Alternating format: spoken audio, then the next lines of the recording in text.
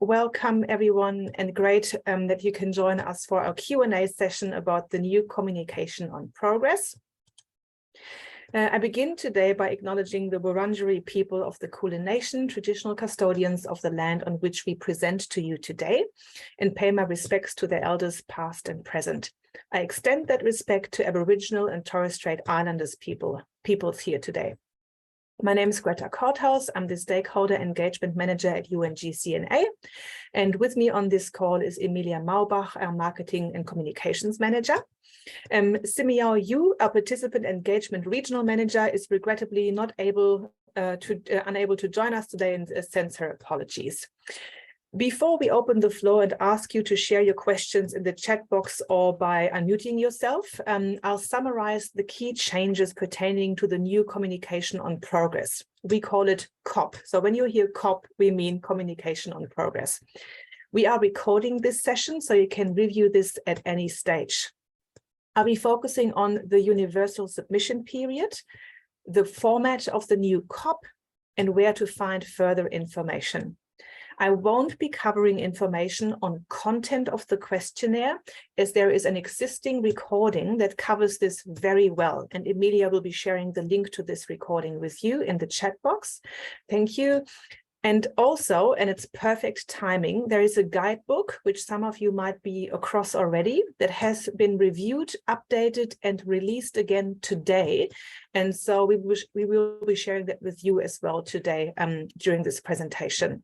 And both of these content pieces are focusing on the questionnaire and the actual questions and their background. Next slide, please.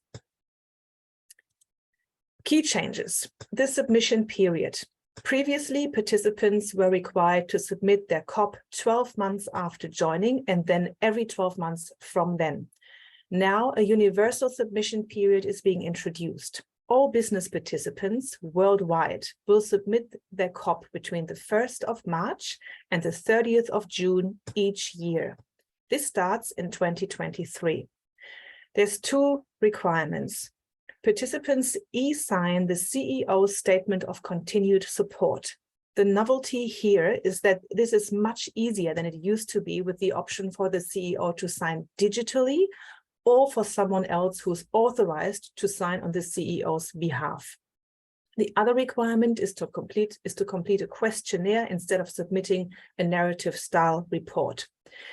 Failure to submit, to start with the worst case scenario. If you don't submit your COP by June 30th, the status of your organization on your public profile will automatically update to non-communicating. However, the moment you do submit after that, your status will revert to active as long as you submit before the 31st of December. Should you not submit by then either, your organization will get delisted in the following calendar year. Next slide, please. I am sure that there are questions about the universal submission period, March till June, and how to deal with reporting periods that don't fully align with that. So the key point here is that companies should complete the communication on progress questionnaire with data from the most recent data collection period undertaken and closed within 12 months of submitting the COP. So as an example, let's assume your organization's reporting period is the calendar year, so 1st of Jan to 31st of December. In this case, your COP submission should refer to this 12 months period. So when you submit between March and end of June next year, you refer to the calendar year 2022. Another example, if you, let's say, report on the Australian financial year, so 1st of July to 30th of June, we ask you to submit data pertaining to the 1st of July 2021 to the 30th of June 2022 when you submit from next March onwards. So remember, the new submission period, that universal period, is a 3 months time frame during which you can submit. So you can submit on the very 1st of March or on the 30th of June or any time in between. To the second half of this slide. If your COP submission is due before next year, so before the 1st of March, there are three options. So let's assume, let's just make this case, that you need to submit your COP on the 15th of December this year. So in 2 weeks' time, there's 3 options. You can either submit now under the new format, and then also submit during the universal new submission period from March till June. So you submit twice, and you basically put in the work twice. Some participants do that to avoid any sort of gaps and have a full sort of record on their public profile. So that's option 1. Option 2 is to submit a so-called grace letter, which gives you 90 additional days for your submission. So given it's the 30th of November today, if you submitted a grace letter tomorrow, 1st of December, you push your due date into the new submission universal period. So you push it to the 1st of March and you are automatically aligned to the new universal submission period. So that might be a good option. You submit only once and not this year. Last but not least, and it's not a recommended option, is that you don't submit and accept that your status is updated to non-communicating. So if you don't submit, that's what happens. The moment you do submit, you revert to active status. Next slide, please. Thank you, Emilia. Okay, so a quick summary about sort of the technical support and resources and guidance that the sort of new platform provides. You are able to download your answers into an Excel spreadsheet and share them with your team before submission. After submission, you can download your data as a PDF and share it with, stakeholders, for example. If you discover any mistakes after your submission, you have 2 weeks to request changes to be made. So sometimes that can happen. I can get you in touch with the global team to assist with that. Next slide, please, Emilia. A bit more information on the types of the questions. So these are mostly multiple choice and numerical. There are open text fields for you to provide context if you like. We only ask for contextual information whenever you select not applicable or other. That's the only time we ask you to give a little bit more background information. Companies are invited but not required to provide additional data assurance. So you might get your data peer reviewed, which is welcomed and wonderful, but it's not a requirement from our end. And that brings me to an important reminder.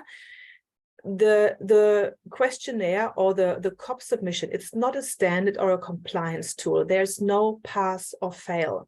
The COP is a tool for disclosing where your organization is at in terms of its commitment to advancing the SDGs and to aligning your strategies and operations to the 10 principles. So just keep that in mind. The next slide, please, Emilia. There's a lot of material, videos, and other support available on the Academy. So that's a quick screenshot. Emilia is going to share a link that shows you, that leads to the Academy page. And on that page is a new information section called Communication on Progress. Next slide, please, Emilia. I'm going to show you what that looks like.